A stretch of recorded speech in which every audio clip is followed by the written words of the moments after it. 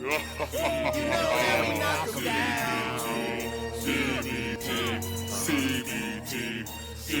we know we knock 'em down. You know we knock 'em down. Knock 'em down. Knock 'em down. Knock 'em down. Knock 'em down. Knock 'em down. Knock 'em down. Knock 'em down.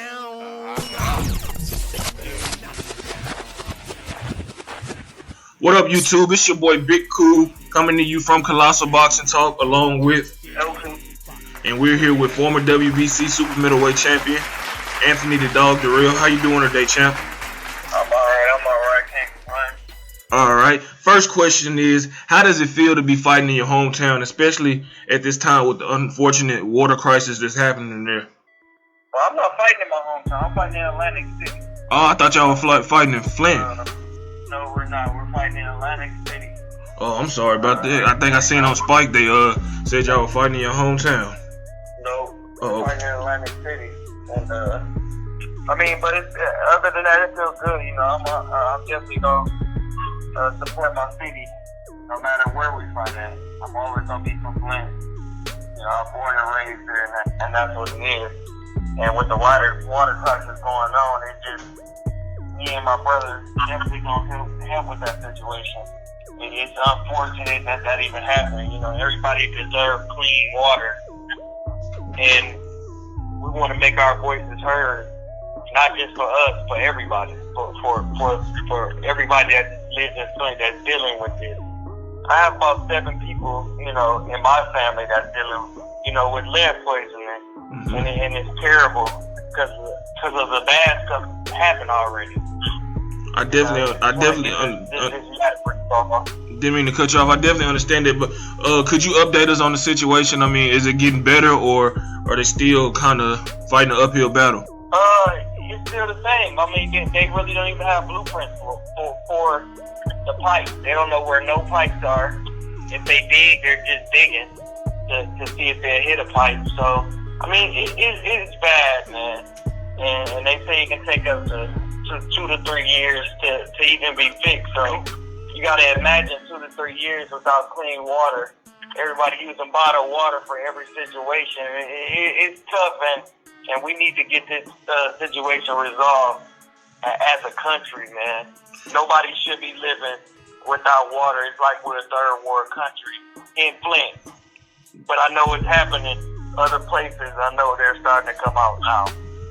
So we really need to get this resolved. Hey man, that's unfortunate, and prayers will be for the people in Flint, man. I hope the situation is sped up, because like you said, nobody should have to live like that, especially in the United States, the most powerful country, you know, that exists. So hopefully, you know, they speed up their process and get the people down there in Flint with some clean water. Elton, go on with your question for Anthony. Hey, champ.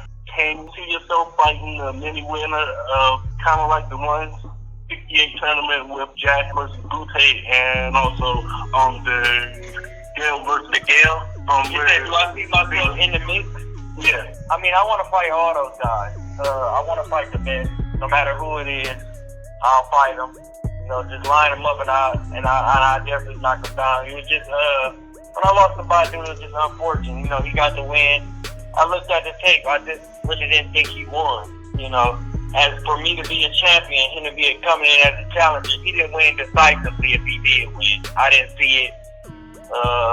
But you know, that the judges may have seen it different, and that's what I got to live with. I got the loss, and I'm just living with. I'm fighting my way back to the top. I'm fighting my way back to the championship, and I will be there soon, no matter what. I mean, I definitely want a rematch.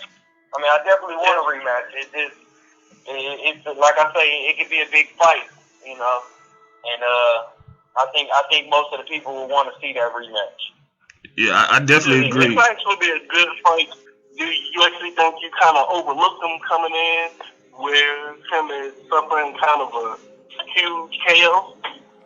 No, I don't overlook anybody. I know everybody is coming, especially when you're the champion. You can't overlook nobody because everybody come in there prepared. They want what you have.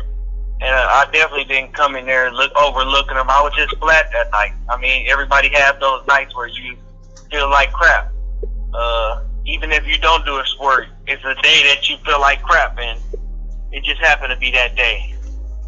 And I mean, I can't take, like I said, I can't take nothing back from it, and I could just move on and fight my way back up and get another title shot. Definitely, that's a great attitude to have. You know, you can't dwell on the past. My question is about your current fight. You know, taking place the 29th on Spike. How's training camp going so far for this fight? It's going good, man. I'm injury free right now. You know, just a little soreness. You know, and that's happened in camp. You know, if you don't get sore, you're not working. Mm-hmm. But everything's going good. I'm sparring good rounds. I mean, I can't complain, man. I'm sparring good rounds and getting good work, and that's all that matters. And I'll be ready come April 29th. Speaking of sparring, since you and your brother, you know, fighting on the same card for the first time in a long time, how does it feel to be, you know, back on the same card as your brother? And are y'all sparring with each other to get in work and help each other? It feels good, man, to be back on the same card with my brother and vice versa. I know he'll say the same thing. It just feels good. It's an honor for me to be fighting on the same card as this man because he's a U.S. Olympian. He fought for the title twice, which I think he got ripped off both times, but that's another story. And are we sparring? We're not. We're in different camps, actually. I'm in Michigan, and he's in Florida for his camp. Okay. So, and he's a southpaw anyway. I can't spar a southpaw, and I'm fighting a right-hand guy. Okay. Anthony, so do you feel you and your brother are overlooked by the fans and media right now? I mean, we're definitely overlooked. I mean, I like when I won the title, I was still overlooked. I won a title. I coming off cancer, motorcycle accident, and I did the unthinkable. I won a world title, and I mean, I was just overlooked at the time. But that's the price you have to pay. You gotta get your name out there. You gotta keep fighting. You gotta keep your name relevant, and that's what I'm planning on doing starting this year. All right. Speaking of your opponent, Caleb Truex, excuse me. What do you consider his biggest strengths and weaknesses, if any, if you've been watching film on him? You know what? The only fight I've seen with him is him and Danny Jacobs. That's it, honestly. I don't really watch tape. I let my coaches do that, and we work on what they've seen in the gym and stuff. So I let them watch all the tape. I just put in the work. Okay. But I know he's a rough, rugged fighter. He's gonna bring it all out of me, and that's what I need. I need somebody to bring it out of me, and let everybody know that I am champion and I will be champion soon. All right, I like to hear that, man. Sound like we might get a firefight come the 29th. Elton? All right, Anthony. Say after you win this fight and you don't get the Jack or the Gales of the world, would you think about moving up to 175 or will they move down to 160? I damn sure can't make 160. And 175, I think it's not too big because I can fight 175. But I'm comfortable at 68. I'm comfortable where I am. I'm just confident that my next fight will be a world championship. I mean, it can't keep denying me forever. So, and that's what I'll be shooting for, that world championship. I don't want nothing less. Speaking of 175, we know Andre Ward. I think y'all, he good friends with you and your brother. What did you think about his return fight? Were you impressed by his performance? Because I see a lot of people, kind of giving him flack, saying that he should have got Barrera out, saying he really was a cab driver type fighter, which is obviously false. He's had an outstanding amateur career. So what was your thoughts on his performance? And what are your thoughts on a potential fight with him and Sergey Kovalev? I know that you focus on yourself, but you have to be a big fan of the sport. So what are your thoughts on that potential fight and his performance from last week? It was an okay performance. I seen Ward do better. I mean, I think everybody has. I mean, it is his first fight back. You can't expect him to come back and look the same. But him and Kovalev, I think it'll be a hell of a fight. I think a lot of people want to see it, and I think it'll happen. Definitely. Who do you favor? And for him to be fighting, and like you say, for him they say he fighting cab driver fighters. I mean, he's a Cuban. Everybody know what Cubans do. They knock people out. They got power. They can fight. They've been fighting for forever. You can't say no man that gets in that square is a cab driver fighter. So he puts in just the amount of work as you put in the gym. I definitely agree with that. Who would you favor in that fight right now, or is it too early to really say since it's Ward's first fight in 9 months? I mean, I'll go with Ward. I'll go with Ward because he's smart. Ward is a smart technical fighter. I definitely go with Ward in that fight.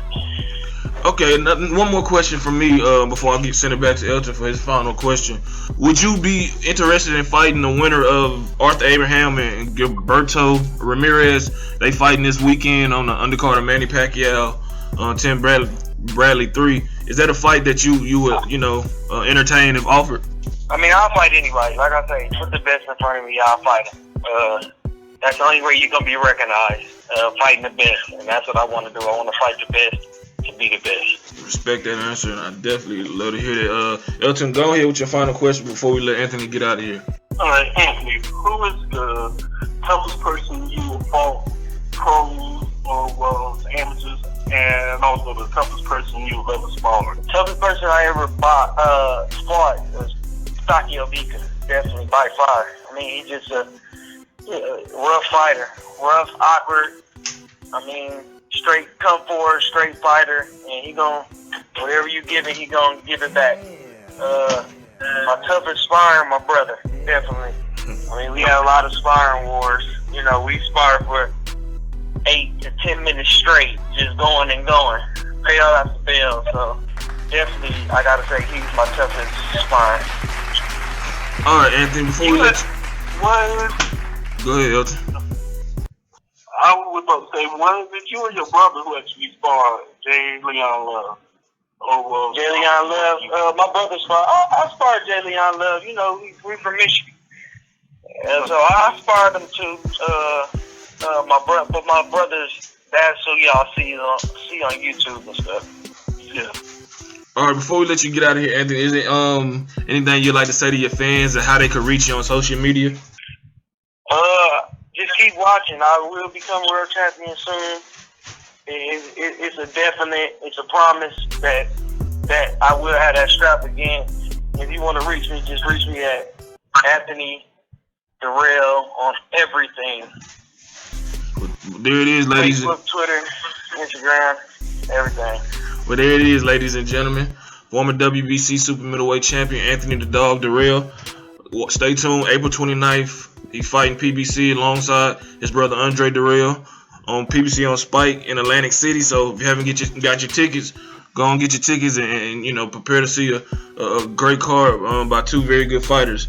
We want to thank you again, Anthony, for taking time out of your busy schedule to grant us this interview, and hopefully, you're victorious. We can do this again. All right, thank you. I appreciate it. No problem. You take it easy. Have a good rest of the night. There you have it. Like this video, subscribe to the channel, leave your comments in the comment section below, telling us what you thought about the interview and who you may like to see Anthony Direll face, assuming he gets by Caleb Truex, April 29th, live on PBC on Spike from Atlantic City. Until next time, we out. Peace.